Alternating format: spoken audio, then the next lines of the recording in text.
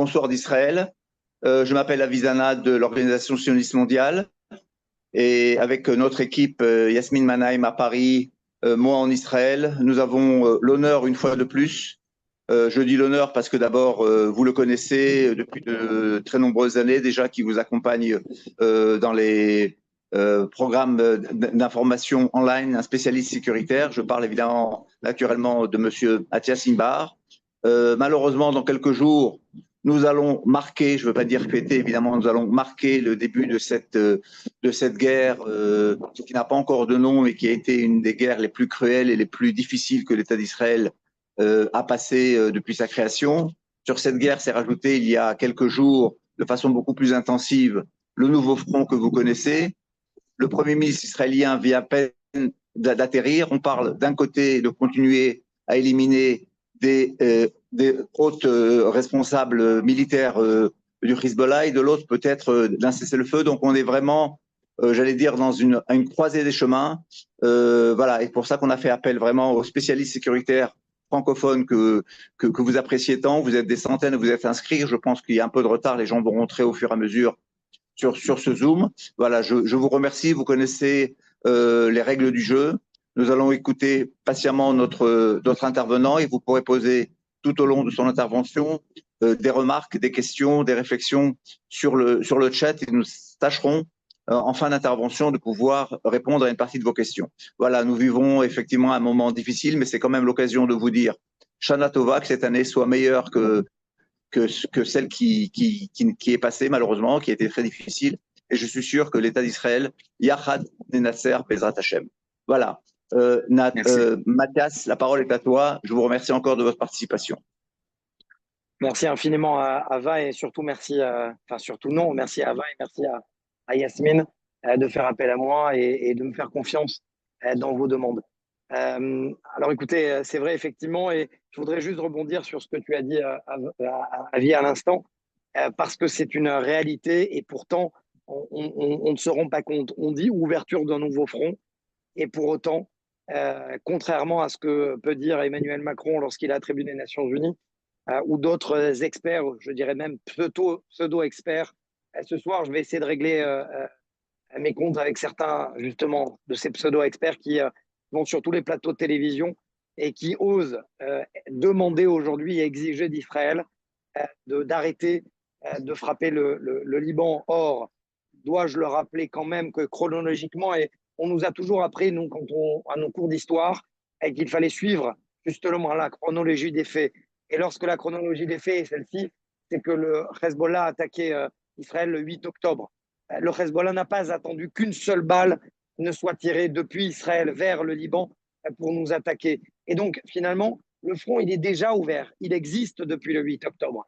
Cela fait plus de 11 mois qu'il y a plusieurs milliers de roquettes, de missiles, de drones qui visent, oui, des soldats, mais qui visent aussi des centres urbains, des civils israéliens. Et ça, peut-être que les grands de ce monde l'ont oublié. Et donc, j'aimerais peut-être dire, effectivement, pour rebondir sur ce que disait Avi, pardon, c'est une réalité. Aujourd'hui, lorsqu'en mai dernier, je disais sur i24 News qu'il y allait avoir ou qu'il y avait des entraînements d'une guerre multifront, je voyais déjà les commentaires à l'époque qui me disaient mais arrête d'exagérer, arrête d'en faire un peu trop.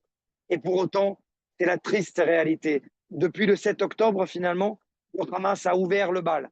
Souvenez-vous quand même, peut-être que les gens ont la mémoire courte. Je m'adresse au président français. Qui s'étonnait? Qui tirait la sonnette d'alarme au mois de juin, de juillet, lorsque il y avait des rencontres tripartites sous l'égide de l'Iran, du ministre des Affaires étrangères iranien qui depuis est mort dans un crash d'hélicoptère en Iran. À Beyrouth, autour de la table, il y avait Hassan Nasrallah, il y avait le Hamas, Saleh al-Arouri qui est depuis éliminé, il y avait le Ziad Nahla, secrétaire général du djihad islamique. À l'époque, on tirait la sonnette d'alarme. Personne, je dis bien personne, n'a voulu nous écouter. Et pour autant, quand je dis nous, ce n'est pas moi, c'est l'État d'Israël. Et au final, on connaît le résultat, c'est-à-dire que les plans étaient écrits. Et aujourd'hui, on vit finalement le retour du boomerang. Le Hezbollah vit le retour du boomerang. Parce que si Yahya Sinwar ne pensait peut-être pas que la réponse israélienne serait de cette ampleur, où il n'y a que finalement des ruines. On va y venir. Le Hamas est toujours vivant et sur ses deux pieds, il est nettement affaibli, mais il est toujours sur ses deux pieds. Hassan Nasrallah a recommis finalement la même erreur qu'il avait commise en 2006. D'ailleurs, je précise à nos téléspectateurs, à ceux qui nous suivent, n'oubliez pas, lorsque vous citez Hassan Nasrallah qui dit en 2006, si j'avais su que la réponse israélienne serait la suivante, il ne parle pas du Sud-Liban. Attention, parce que le Sud-Liban, c'est de la chair à canon pour Hassan Nasrallah, le chef du Hezbollah. Il n'en a que faire. Il a pris les otages, les habitants du Sud-Liban en otage. En revanche, cette réponse, elle fait état suite aux frappes israéliennes extrêmement puissantes dans la Dahya, son bastion, le bastion du Hezbollah en 2006. C'est là qu'il a compris qu'il a commis une erreur. Et aujourd'hui, lorsqu'on regarde de plus près, qui aurait pu imaginer que pendant 11 mois et les années précédentes, Israël puisse, jour après jour, frapper la Dahya, le bastion du Hezbollah? Personne. À chaque fois qu'il y avait une montée des tensions, on disait attention, qui ont la conception sécuritaire, la doctrine sécuritaire post-2000, c'est-à-dire post-retrait du Sud-Liban. On disait attention, il ne faut pas déclencher une frappe au Sud-Liban parce que au Liban, ça peut être une étendue, une guerre globale. Et pourtant, pendant 11 mois et demi, Israël s'est retenu à frapper le Sud-Liban. Oui, ça c'est vrai. Mais il y avait une sorte de ping-pong d'accord militaire qui n'était pas écrit entre Israël et le Hezbollah. Or, à partir du moment où Israël finalement s'est réveillé et a dit stop, ça suffit, eh bien, je ne sais pas si on m'entend à cause des alertes. J'espère que non, parce que pendant que je parle, normalement, les alertes sont censées ouvrir ma voix. J'espère, je ne sais pas si Yasmine peut me dire si ma voix n'est pas couverte par les alertes qui sonnent au fur et à mesure. On t'entend, Mathias, c'est bon. Parfait, parfait. En clair, ce que je disais, c'est que personne n'aurait pu imaginer que d'un coup, le Premier ministre dise ça suffit. Le ministre de la Défense dise ça suffit. Le chef d'état-major également. Et là, d'un coup d'un seul, on a changé, sans aucun jeu de mots, de fusil d'épaule, de fusible, de doctrine. On est passé de la défense à l'attaque. Et je dirais même, enfin, c'est ce que c'est gosillé, c'est ce que demandait, c'est ce qu'exigeaient les habitants du Nord, les agriculteurs du Nord qui vivent sous les bombes depuis plus de 11 mois. S'il vous plaît, messieurs au gouvernement, s'il vous plaît au niveau de l'armée, nous avons les moyens de frapper fort le Hezbollah. Cet appel n'a pas été entendu au cours de tous ces mois. Et d'un coup, eh bien, Israël commence à changer. Il y a cette opération attribuée à Israël, des beepers et des radios de communication. Ne comptez pas sur moi pour révéler certains secrets, parce que je suis sous le coup de la censure militaire. Il y a également ces frappes, coup après coup, d'Israël, élimination d'Ibrahim Akil. N'oubliez pas qu'il a du sang français sur les mains, il a du sang américain sur les mains. Au cours de l'attentat du Draka en octobre 83, visiblement les Français ont oublié. D'ailleurs, peut-être que c'est l'évangile, on te tape une joue, tant l'autre. Je ne sais pas. Pourquoi la France a oublié peut-être que ce terroriste, ce chef terroriste avait du sang sur les mains. Et ensuite, il y a des frappes, les unes après les autres. Hier, pour ceux qui m'ont suivi au Prime de Myrim Aman, je venais d'avoir un briefing sécuritaire avec un officier de sécurité de sécurité de l'armée israélienne qui me disait la stratégie israélienne, c'est oui de frapper les rampes de lancement, les canons de lancement, mais aussi de briser cette chaîne de commandement. Or, c'est exactement ce qui s'est passé tout à l'heure. Le chef de l'unité aérienne du Hezbollah a été éliminé en plein cœur de Beyrouth. Ce que je veux dire par là, c'est que finalement, le Hezbollah est en train de crier attention, s'il vous plaît, regardez, notre chair à canon est en train de mourir. Ça ne l'a pas dérangé qu'elle meure, cette chair à canon, pendant autant d'années. Et là, d'un coup d'un seul, parce que les chiffres gonflent, on est passé de 2 par jour, de 3 par jour à 550. Mais pourquoi est-on passé à 550? Contrairement à un pseudo-expert, vous savez quoi, je ne vais même pas citer son nom, un ancien officier des renseignements israéliens qui se pavane sur les plateaux de télévision et qui dit Oui, c'est normal. C'est une politique israélienne. C'est la volonté de Benjamin Netanyahou de créer du sang, d'obtenir du sang pour justifier cette guerre au Hezbollah. Ça ne l'a pas dérangé, cet officier des renseignements, pendant 11 mois, que le Hezbollah tire des roquettes, des missiles, des drones et qui cherche à tuer des Israéliens. Que 60 à 80 000 Israéliens soient déplacés, partent de chez eux, sans que, à aucun moment, au départ, le 8 octobre, Israël frappe le Hezbollah. Je le rappeler quand même à tous ces pseudo-officiers qu'il y a une résolution 1701 et cette résolution du 701 n'a jamais été respectée par le Hezbollah. Les tentes des Radouanes, des forces Radouanes qui étaient positionnées à la frontière israélienne, elles n'auraient pas dû être là-bas. Et pour autant, le Hezbollah est resté. Est-ce que Tsahal a tiré une balle, a envoyé un missile, a envoyé une roquette? Aucune. Alors quand Israël se défend, j'écrivais sur Twitter tout à l'heure, j'essayais de résumer. On va résumer. En mars dernier, je sors des tunnels avec l'armée israélienne à Khan Younes. À l'époque, le général de brigade me dit on marche sur Rafah. Mais d'un coup d'un seul, il y a une pression américaine qui dit on n'arrête pas. Parce qu'à la Ramadan, on ne va pas aller sur Rafah. Ensuite, quelques mois plus tard, Tsahal change de tactique, est beaucoup plus agressif en direction du Hezbollah. Et là, de nouveau, Israël et les États-Unis exigent un cessez-le-feu parce que, disent-ils, je reprends la phrase d'Emmanuel Macron, l'escalade, regardez bien d'ailleurs la chronologie des mots, l'escalade israélienne doit cesser, les tirs du Hezbollah doivent cesser. Donc en clair, qu'est-ce qui aurait allumé le feu? Visiblement, si l'on en croit, j'ai juste eu mon bac et des études secondaires. Je lis entre les lignes.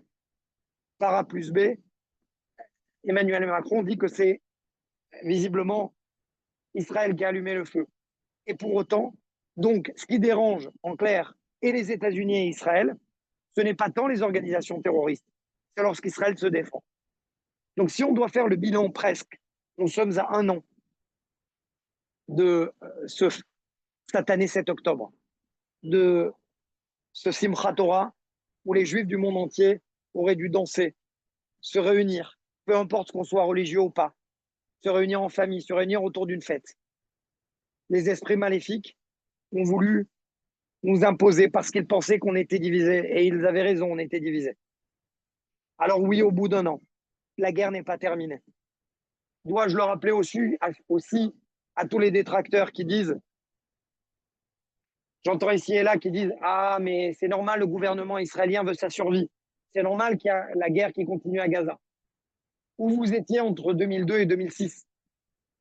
Où vous étiez? Moi, j'étais en Israël. Avi, il était en Israël.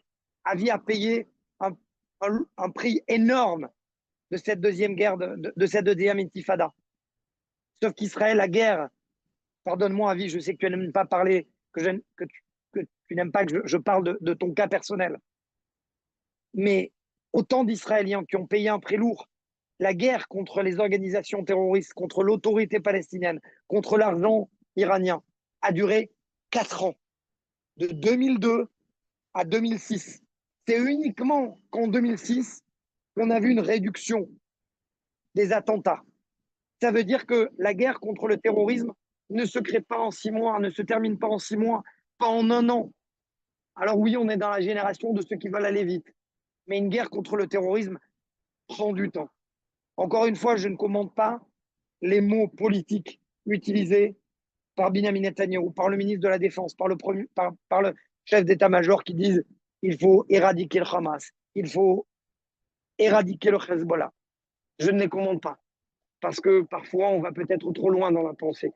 Il me semble quand même trop tôt encore, même si, bien évidemment, tout le monde le souhaite, que le Hamas n'existe plus. Or, tant qu'on ne coupera pas le robinet du Hamas, tant qu'on ne coupera pas le robinet du Hezbollah, je ne vois pas comment le Hamas et le Hezbollah pourraient disparaître. Je mets ça de côté.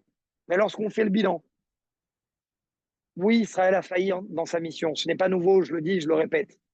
Israël n'a pas été à la hauteur du 7 octobre, n'a pas été à la hauteur de toutes ces années de cette conception sécuritaire. Mais au final, Israël s'est réveillé. Alors, bien évidemment, il y a des erreurs. Il y a des erreurs stratégiques. Il y a des erreurs militaires. Il y a des erreurs opérationnelles. Et pourtant, aujourd'hui, on est quasiment au 7 octobre, un an plus tard. Est-ce que quelqu'un aurait pu imaginer que la chaîne de commandement, ça a mis du temps, du Hezbollah soit décimée, que le Hamas est en train de subir les pires coups de son histoire? Est-ce que Israël allait à les mains liées encore, toujours par la communauté internationale?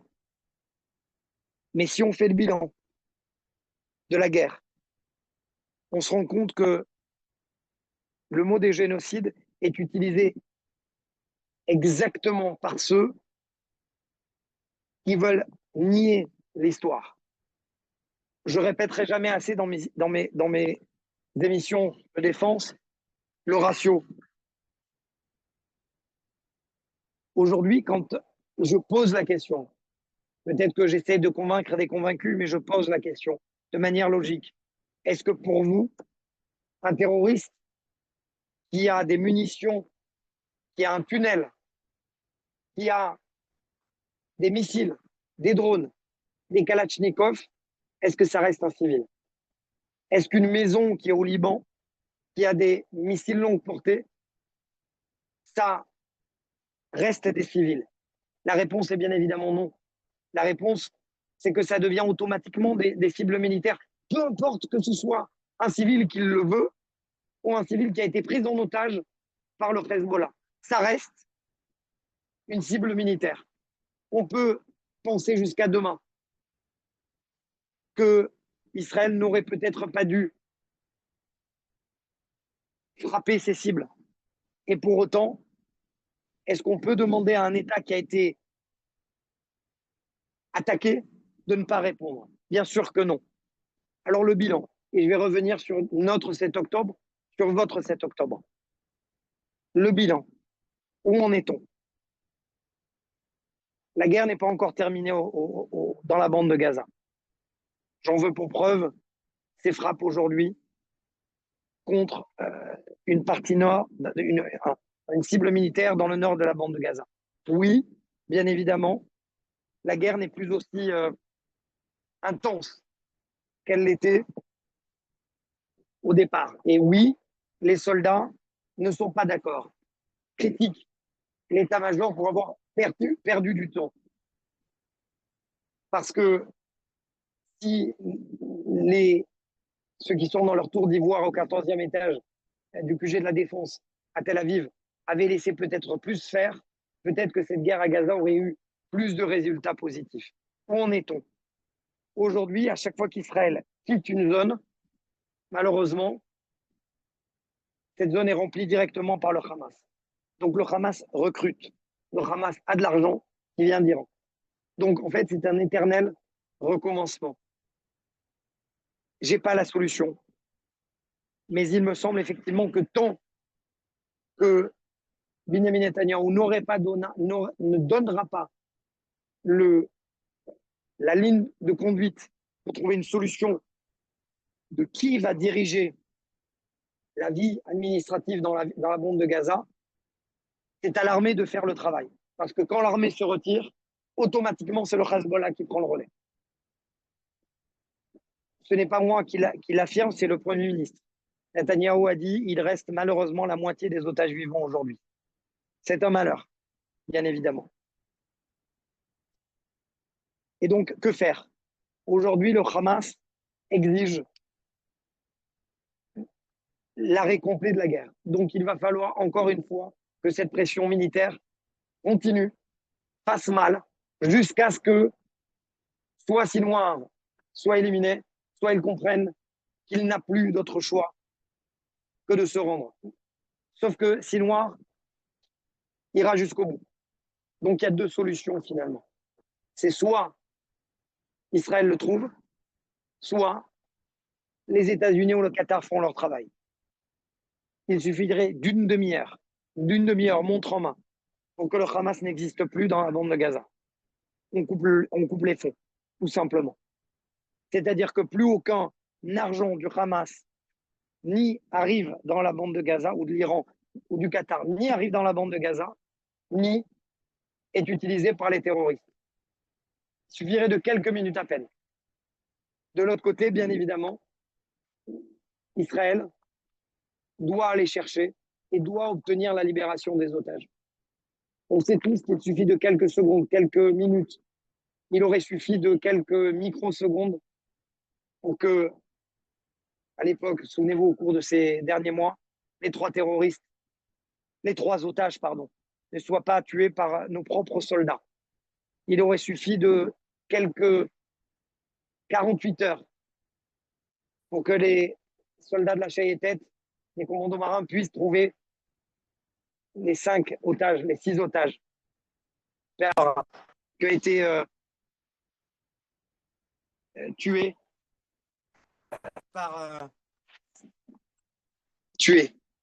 sauvagement assassinés par les. Oui, j'ai du mal à le dire, par les terroristes du Hamas. Aujourd'hui, est-ce qu'Israël gagne la guerre contre le Hamas? Il me semble que oui. Ce n'est pas terminé. Il va falloir encore beaucoup de patience, beaucoup d'efforts. Le Nord, je diviserai la bande de Gaza en 3. Le nord de la bande de Gaza est coupé du sud par ce corridor Netzarim, qui est contrôlé par la bande de Gaza. Rafah est coupé du nord. Pourquoi? Parce que l'axe Philadelphie a coupé l'oxygène du terrorisme au niveau de l'Égypte. Et aujourd'hui, nous avons quasiment 2 bandes de Gaza. De Rafah à Netzarim, de Netzarim au nord de la bande de Gaza. Il va falloir effectivement que l'armée puisse trouver une solution tactique qui permette à l'armée de ne pas rester ad vitam aeternam sur place, parce que c'est intenable pour l'instant en l'état, hormis de garder le contrôle de Netzarim et de garder le contrôle de l'axe Philadelphie. Mis à part ces 2 axes, il va falloir que Israël se décide à décider qui prendra le contrôle de la bande de Gaza et qui pourra obtenir une espèce de vie civile. Sauf que, et je dis bien sauf que, me faisait remarquer mon caméraman tout à l'heure en disant la génération d'après Mohamed Al-Doura. Je suppose que tout le monde sait qui est Mohamed Al-Doura, qui a généré des générations de terroristes. On ne connaît pas le résultat de l'enquête et pour autant, visiblement, l'enquête a déterminé que ce n'étaient pas les balles de l'armée israélienne qui avaient tué ce symbole de la violence palestinienne. Ceux qui sont rentrés, la Nourba qui est rentrée en Israël le 7 octobre, les civils qui sont rentrés pour violer, décapiter, voler en Israël, ce sont les enfants de Al-Doura. C'est la génération d'après Al-Doura. Les 20 ans qui ont séparé Al-Doura au 7 octobre, c'est exactement cette génération qui a bercé dans la haine.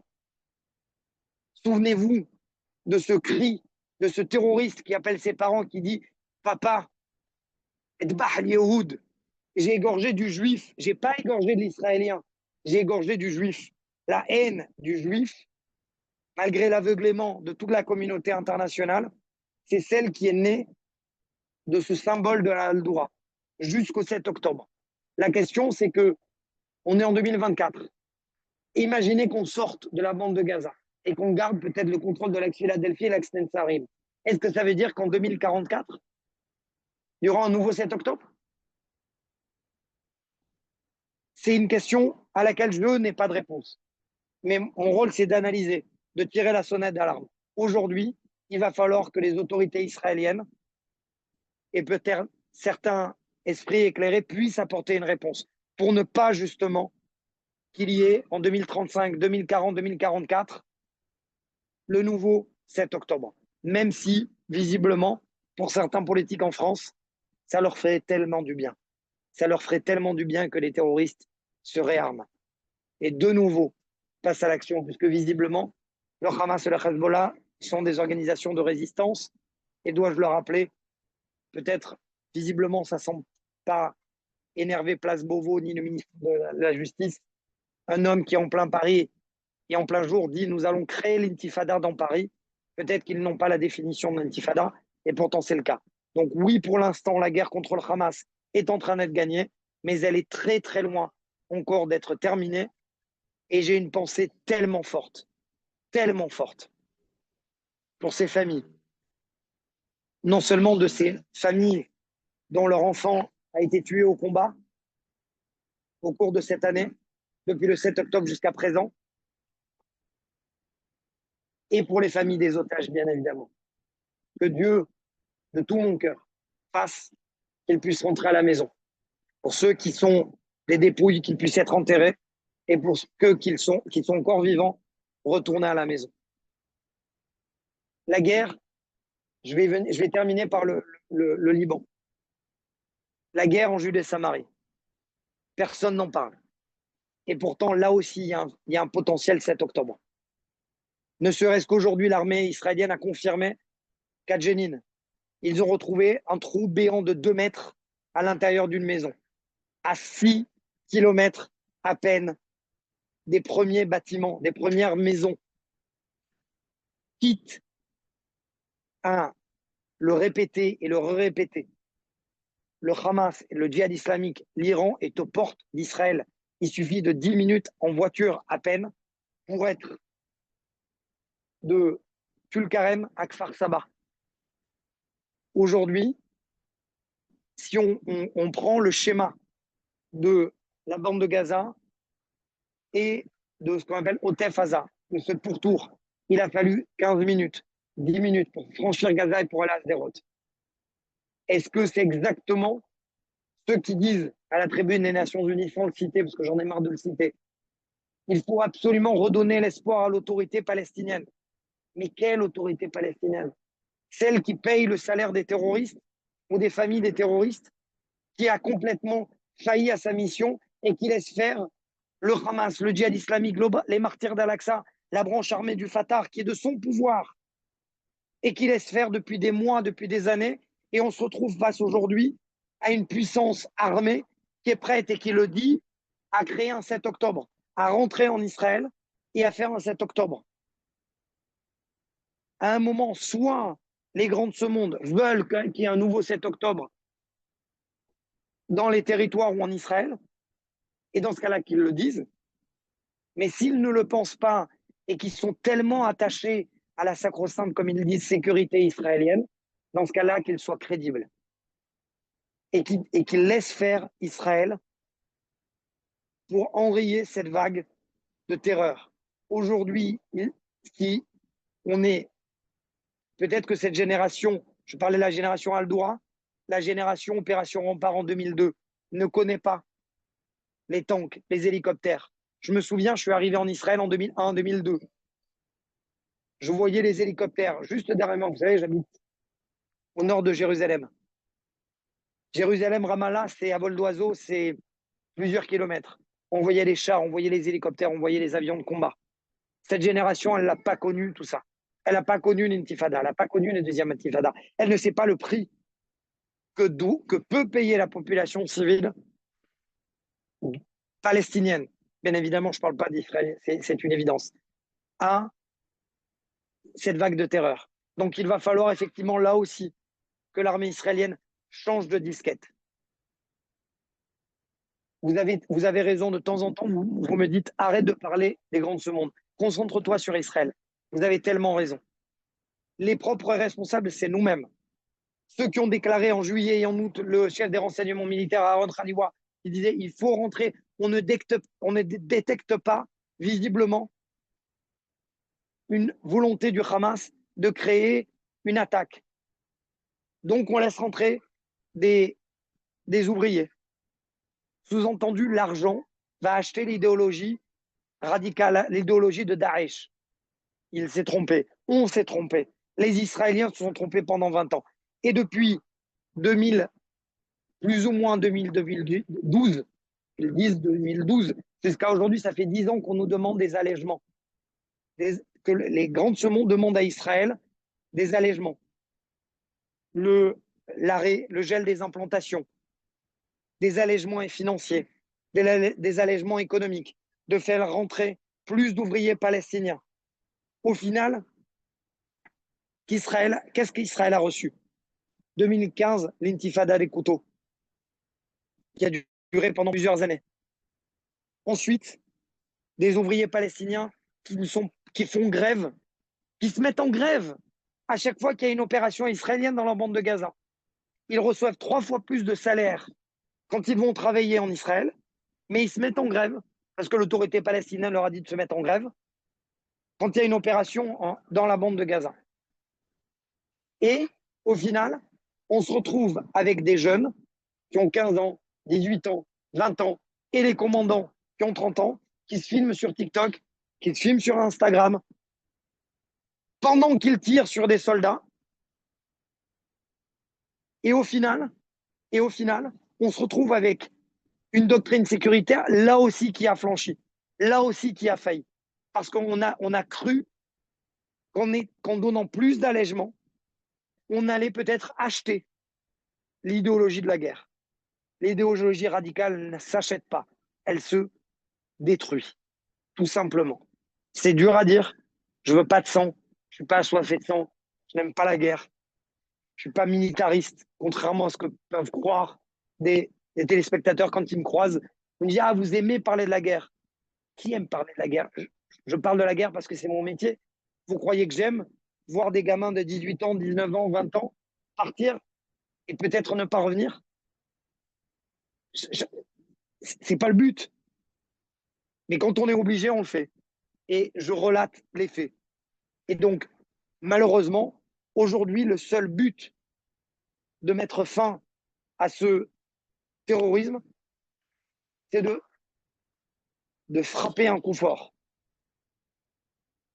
Parfois, certains me disent que les monarchies à Dubaï ou les monarchies dans le Golfe, l'autre l'ont compris. Il n'y a que la force qui marche. Je ne sais pas si c'est la seule solution, mais en tout cas, face au terrorisme, il n'y a qu'une solution, c'est la force. J'avancerai plus dans le Nord. Aujourd'hui, dans le Nord, je vais moins parler parce que j'ai quasiment ouvert ma conférence dessus. Aujourd'hui, Israël a mis du temps, mais l'a compris. Je ne vous cache pas que ce matin, j'ai eu une montée de nerfs. Quand j'ai vu ces discours des Français, des Américains qui exigent, attention, qui exigent un cessez-le-feu. Et les premières coupures de presse qui disaient visiblement Israël est intéressé à un cessez-le-feu. Et d'un coup, je me suis posé la question, est-ce que, vous savez, on dit toujours qu'on a les leaders que l'on mérite. Et je me suis posé la question, est-ce que Benjamin Netanyahu, qui est en train de partir à l'ONU, est-ce qu'il a pris l'ampleur de l'événement? Est-ce que, véritablement, s'il est d'accord pour un cessez-le-feu, alors qu'enfin, le Hezbollah est en train de prendre des coups qu'il n'avait, dans ses pires cauchemars, pas rêvé d'avoir, est-ce que là, on est en train de signer un cessez-le-feu? Et d'un coup, j'ai lu une analyse qui a dit, excusez-moi, ça me fait rire, il y a une dame qui me dit de prendre du ciel et du citron, parce que j'allais avoir, oui, j'ai toujours cette voix, madame. Euh, Parfois, il y a des commentaires. Euh, qui, je disais que je lisais un commentaire qui disait, finalement, Israël a 2 solutions. Soit Benjamin Netanyahu est en train de jouer au poker, c'est-à-dire que jusqu'à présent, Hassan Nasrallah n'a jamais voulu signer un accord puisqu'il liait la guerre au Hezbollah avec la guerre à Gaza. Donc, s'il n'y a pas d'accord de cessez-le-feu, lui continue à frapper, puisqu'il a reçu l'ordre de le faire par l'Iran. Et donc, il en déduisait, et j'avoue que ce n'était pas bête comme raisonnement, de dire finalement, si Hassan Nasrallah accepte un cessez-le-feu, ça veut dire en clair qu'il se détache de la bande de Gaza, il se retire au nord du fleuve Litanie, il enlève ses forces Radouane, et donc Israël a gagné sans pouvoir rentrer des troupes comme une sorte d'opération terrestre et en ramenant la population israélienne chez elle. Ou alors, deuxième solution, si Hassan Nasrallah fait la sourde oreille et dit non, exactement comme Sinwar dit non à tout, eh bien, Israël aura la légitimité de dire à et Emmanuel Macron et Joe Biden, de dire finalement on a la légitimité d'aller et de continuer. Visiblement, comme vous l'avez compris, c'est la deuxième solution qui prime. J'aimerais terminer la conférence avant de vous laisser la parole et à toutes les questions. Je ne sais pas quelle heure est-il, je ne vois pas l'heure. Si, Il est 18h37. 37. Alors, il me reste encore 3 minutes parce que j'ai promis que je laissais 15-20 minutes aux questions, juste avant d'aller me préparer. Pourquoi on dit que l'Iran est le grand patron? Pas parce qu'on a envie de répéter Iran, Iran, Iran, Iran. Tout simplement parce que pendant que l'Iran a développé son programme nucléaire, il y a eu cette idée que j'avoue remarquable. Il n'y a pas d'autre terme. Un plan que peut-être n'importe quel stratège militaire aurait rêvé d'avoir. Non seulement de développer un programme balistique. Pour ceux qui me suivent, ils savent que j'ai posé la question à un ancien du Mossad en lui disant on a dormi. Pendant 20 ans, Israël s'est endormi. Visiblement, on rêvait. Parce que pendant qu'on était figé à certaines éliminations, certains programmes, de mettre des programmes espions dans certains ordinateurs pour ralentir le programme nucléaire. Pendant ce temps, l'Iran a continué à développer son programme balistique, à acheter le soutien des Russes, à acheter le soutien de la Corée du Nord, à avoir le soutien de la Syrie, à créer de facto des groupes terroristes qui allaient véritablement créer un arc de cercle. Un arc de cercle qui allait véritablement partir de l'Iran, Yémen, Irak, Syrie, Liban, qui allait complètement entourer Israël et qui allait appuyer sur le bouton des armes lorsque l'Iran l'aura décidé. C'est-à-dire qu'aujourd'hui, on a un conseil de la Shura, conseil des sages, qui est à Téhéran et qui tranquillement, imaginez le plan machiavélique. Tout le monde se souvient de Dr Gadget. Mais on est en plein dans Dr Gadget. L'Iran, tranquillement, est assis dans son bureau. Ils ont créé des attentats contre le centre de Buenos Aires en 1994. Et à partir de 1994, jusqu'en 2024, ils ont créé des groupes qui sont capables de tirer des bombes, de lancer des drones. L'Irak, aujourd'hui, les rebelles Houthis, la Syrie, le Liban. Et donc, Israël, véritablement, est entouré. On pourra remercier d'ailleurs à l'époque, vous allez encore dire, il en a encore tout contre la France qui a cajolé Rouhollah Khomeini, qui en 1979 est parti de la France pour atterrir en Iran et qui a insufflé cette révolution islamique. Mais la faute à qui? Est-ce que c'est la faute à ceux qui n'ont pas voulu voir? Est-ce que c'est la faute aux États-Unis? La faute à Israël, qui pendant tant d'années a voulu frapper et qui n'a pas eu le courage politique, le courage militaire de le faire, ou peut-être les moyens de le faire. Aujourd'hui, admettons, et c'est comme ça que je terminerai, admettons, j'aime bien ouvrir sur des questions, admettons que le Hamas perde sa puissance militaire dans la bande de Gaza. Admettons que le Hezbollah soit affaibli, nettement affaibli, et reparte au nord du fleuve Litanie.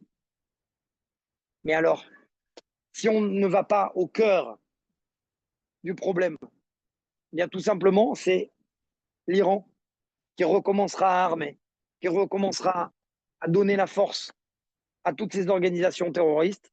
Et donc, chaque fois, ça sera un cycle et un cycle infernal. Voilà ce que je peux dire. Je sais qu'à chaque fois, on me dit que je suis un annonciateur de mauvaises nouvelles, mais j'essaye au moins d'éclairer. De dire que oui, c'est important d'abattre le Hamas. Oui, c'est important de donner des coups au Hezbollah, mais tant qu'on ne frappe pas le cœur du problème, l'Iran, tout simplement, le problème ne sera pas résolu. J'espère juste avoir été clair et de dire tout simplement, je souffre depuis le 7 octobre et vous souffrez tous depuis le 7 octobre, puisque je ne suis pas à l'antenne et que j'ai eu pour une fois l'occasion de le dire et glisser un mot peut-être. Essayons d'être unis, parce que unis, on est plus fort. Merci beaucoup, Mathias. Et il y a pas mal de questions, pas mal de commentaires. Est-ce que tu peux lire les questions ou tu veux que je te les lise? Vas-y, si tu peux. Alors, bon, je commence par la fin. Comment Israël n'a pas eu connaissance de la construction de villes souterraines à Gaza, construction qui a duré au moins 4 ans avec le matériel, l'ingénierie, etc. Donc, ça, c'est une question. Ça a duré 20 ans. Ça a duré 20 ans. Ça a duré 20 ans. Ça dure depuis quasiment 2000, avant 2006. Entre 2000 et 2006, déjà, il y avait des tunnels, puisque, dois-je le rappeler, la plupart des Givati qui ont été, dont le Namer, le constructeur de troupes, le transporteur de troupes a explosé. Souvenez-vous de ces images où ces frères d'armes essayaient de repérer les corps de leurs frères d'armes. C'était à cause d'un tunnel. Les tunnels ont déjà existé depuis les années 2000, malheureusement. Et quelqu'un, j'ai vu passer une question concernant la résolution 1701. C'est pour ça que je m'égosille. C'est pour ça que je m'égosille. C'est-à-dire que vous avez raison. Il y a un traité. Pourquoi les États-Unis et Israël disent qu'il faut absolument obtenir un traité? Mais il existe un traité. Il n'a jamais été respecté par le Hezbollah qui a pris en otage Liban. Donc, signer un traité sur un traité et un troisième traité, un traité, on peut aller très loin. D'abord, respectons celui de 1701 et après, on verra. Comment Israël va régler le problème de la cohabitation impossible des travailleurs palestiniens en Israël? Voilà. Ça, c'est une question politique. Je préfère passer. Comment attaquer l'Iran? Infrastructure nucléaire ou économique? C'est vrai que pendant des années, effectivement, Israël n'a pas eu les moyens techniques et technologiques pour frapper l'Iran seul. Et Israël attend des avions ravitailleurs qu'ils ont achetés aux États-Unis qui devront arriver normalement le premier semestre 2025. Ça ne veut pas dire qu'Israël aura les moyens de le faire seul, mais ça voudra dire que peut-être Israël aura plus de moyens de le faire seul. Sans doute que les États-Unis continueront à mettre la pression. J'ai vu aussi parce que j'ai tu as beaucoup de compliments aussi, Mathias. Merci. Attendez, je vois et j'ai une erreur, j'ai que 5%. Il va falloir que je charge. Il y a une question concernant les élections aux États-Unis. Comment ils vont influencer la situation actuelle? Politique, complètement politique. Est-ce que vous me laissez, s'il vous plaît, un instant que je charge mon téléphone? Un instant. Je suis désolé, c'est pas pro, mais je vois qu'il me reste 5% et je ne veux pas stopper là. Je suis désolé.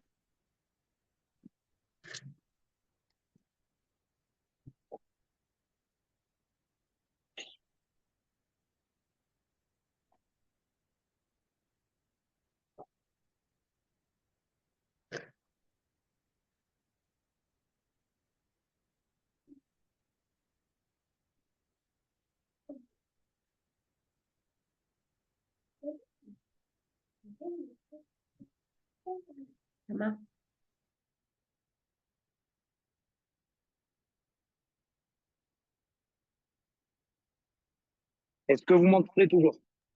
Oui, très bien. Parfait. Il y a une question. Quelle perspective pour Tal dès lors que celle-ci dépend des USA concernant les munitions? Voilà, je m'excuse à l'avance déjà si je ne peux pas répondre à des questions politiques. C'est pas mon. Je ne préfère pas m'exprimer sur des questions politiques ni diplomatiques. Très bien. J'essaie de pour l'élection américaine. Pour les travailleurs palestiniens, non. Comment se peut-il que l'Occident soit aussi naïf et ne puisse pas penser qu'Israël reste le premier maillon d'une chaîne de destruction d'autres États? Alors, j'ai une remarque extrêmement importante. Ici, il disait, je l'ai vu, je viens de la voir. Ce serait catastrophique de dévaster le Liban. Mais vous avez raison, en fait. Vous avez raison. En fait, vous avez raison. ça serait catastrophique de dévaster un pays qui est à l'agonie, qui est en crise politique, sociale. Mais je réponds à tous ceux qui me disent que ce serait dévasté, ce serait catastrophique de dévaster le Liban. Je pose la question.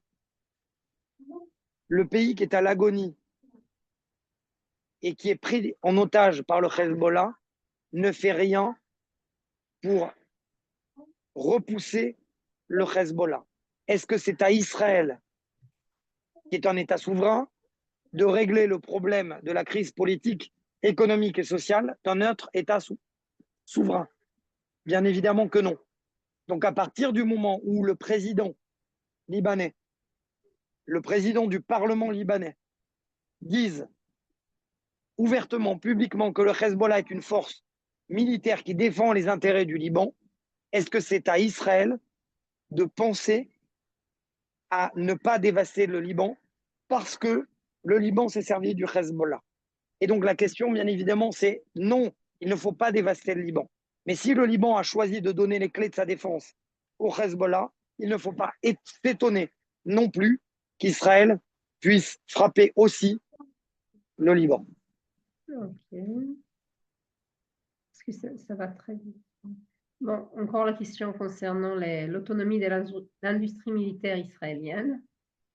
Très bonne question. Très bonne question. Effectivement, l'industrie militaire a payé un très lourd tribut du 7 octobre. C'est-à-dire que toute l'idée qui voulait montrer qu'Israël était le plus fort, le plus intelligent, le plus grand, autour de tous ces congrès, a montré que oui, Israël est plus fort, plus grand, plus intelligent, mais il faut l'homme dans le cockpit. Et que s'il n'y a pas d'homme dans le cockpit, s'il n'y a pas de décisionnaire clair, toutes les innovations israéliennes ne servent à rien. L'obstacle, j'en ai pas parlé de cela. Souvenez-vous, quand même plusieurs mois, et je l'ai dit à l'antenne, quand le chef d'état-major, Kochavi, me dit ça y est, l'ère des infiltrations est terminée parce qu'il y a un mur en surface et en souterrain. Je l'ai cru. On m'a menti visiblement, puisque le mur a explosé en plus de 100 fois. Donc ça veut dire que la technologie et l'innovation israélienne, oui, elle est forte, oui, elle est puissante. Mais si elle vient pas apporter, si elle n'emmène pas avec elle des cerveaux qui mettent en application cette technologie. Donc, cette technologie, elle fait ses preuves uniquement s'il y a une politique qui va avec. Au niveau du monde, c'est une évidence que la technologie israélienne et les industries israéliennes ont payé parce que beaucoup leur ont tourné le dos. Beaucoup de pays leur ont tourné le dos, mais, virgule, je dois dire que Raphaël, Elbit, IAI, il ne se passe pas un seul jour sans que je reçois aujourd'hui leurs communiqués de presse en disant qu'ils ont signé plusieurs centaines de millions de dollars. Donc, ça m'en jouit de bonheur parce que je me dis que finalement, le savoir-faire israélien continue à s'exporter et qu'il y a encore des pays qui acceptent le savoir-faire militaire et technologique israélien. Il y avait une question, comment expliquer cet aveuglement de l'Occident? Je pense que par rapport. Il faudrait, comme dirait, je ferai uniquement la remarque de l'hôpital Asuta hier, d'Ashdod, et lorsque Khamenei a dit nous sommes victorieux ou le Liban est victorieux, ils lui ont proposé des examens pour la vue gratuits à Asuta.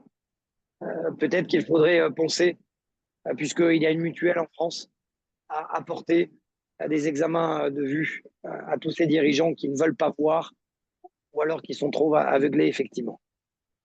Il y a une question, je ne sais pas si tu peux répondre. Combien reste-t-il d'otages? Et une question. 101 et Benjamin Netanyahou a déclaré malheureusement que la moitié est vivant. OK. Et Israël a-t-il tiré des leçons de désastre sécuritaire du 7 octobre? Tout va dépendre de l'après-guerre. tout va dépendre de la manière dont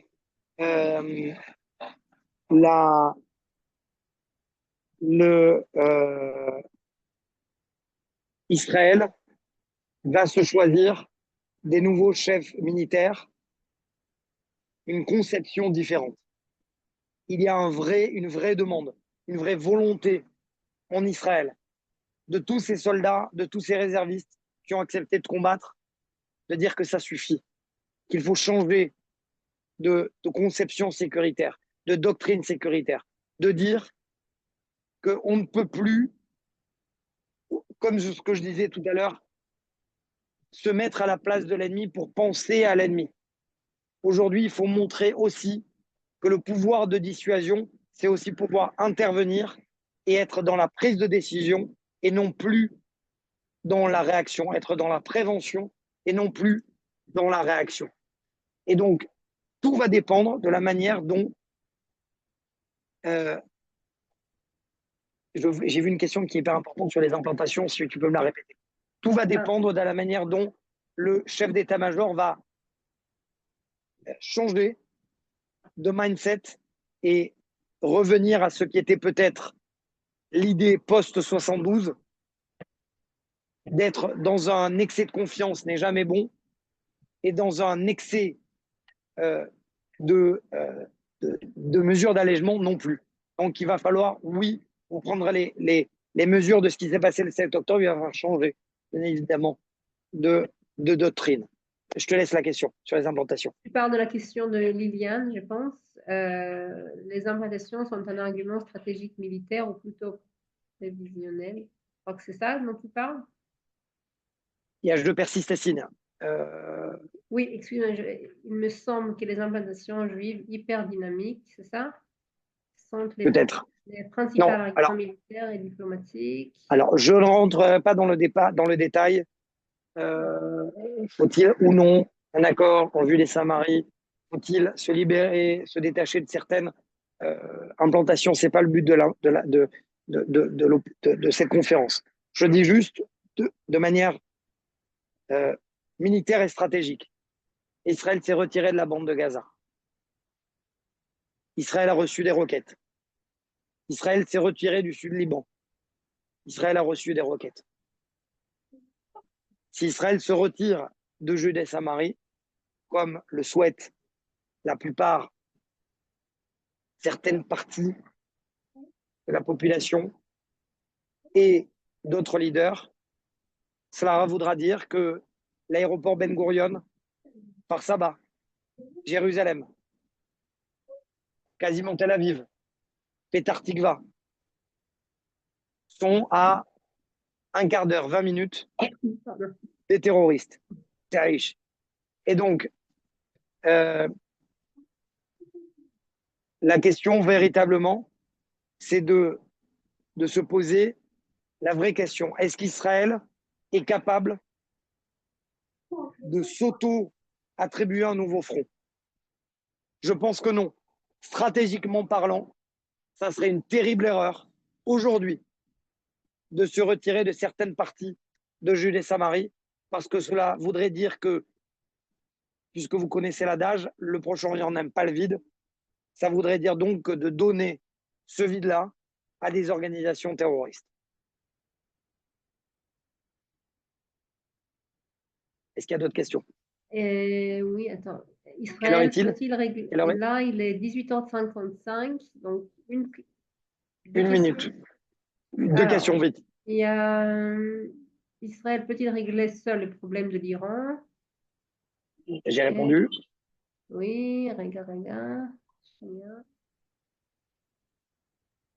Les dégâts psychologiques occasionnés sur les soldats de Tzahal, j'en ai creusé à Paris, sont-ils pris en charge par l'armée et la nation? Alors, vous avez... Allez, je vais choisir les deux questions. Cette question et la dernière que je viens de voir, ne serait-il pas temps d'utiliser la dissuasion nucléaire israélienne? Vous m'apprenez quelque chose. Je ne savais pas que Israël était une puissance nucléaire. Trêve de plaisanterie. C'est une bonne question. Est-ce qu'Israël doit affirmer ou pas ses capacités ou pas? Pour l'instant, Israël a fait le choix de faire la politique de la retenue et de ne pas en parler. Est-ce que c'est un bon choix? Je n'en sais rien. Mais il va falloir effectivement choisir pour pouvoir aussi montrer sa force de dissuasion. Je ne sais pas si j'ai répondu à la question, mais je pense que vous l'avez compris. Concernant les soldats, ça me tient à cœur. Il faut beaucoup plus faire. Je pense qu'elle est présente ici dans la conférence. Il y a une consoeur qui est correspondante du bureau à Paris d'I24 News, Anna Papiashvili. Je ne sais pas si elle est là. Je pense à elle, pourquoi? Parce qu'on essaye sans arrêt de penser comment, lorsque des soldats qui viennent en France, on en parle beaucoup ensemble sur le domaine du post-trauma. Et je fais un appel à vous tous, puisque malheureusement l'administration israélienne est trop lente. Comme n'importe quelle administration, c'est une tare, que la bureaucratie fait mieux, fait plus fort, fait plus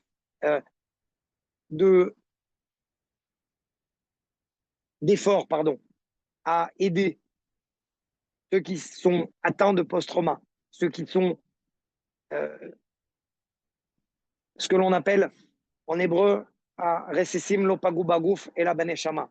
C'est-à-dire que les débris ont frappé l'âme et n'ont pas frappé le corps. Il y a les blessés, ceux que l'on voit, mais il y a tout le reste, ceux que l'on ne voit pas.